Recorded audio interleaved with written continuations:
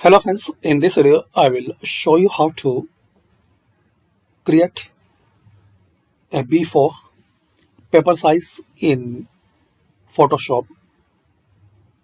So this is a quick and basic way. Press Ctrl Shift plus P to open page setup.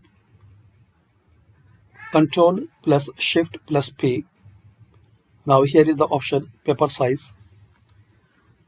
Click on this drop down and here guys you have to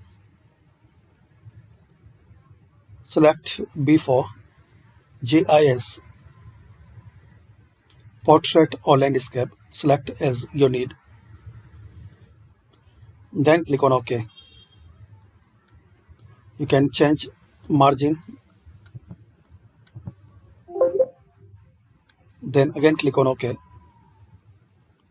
Now restart and reopen your Photoshop. So thanks for watching. This is the way you can set A4 paper, B4 paper size in Photoshop. Thanks for watching.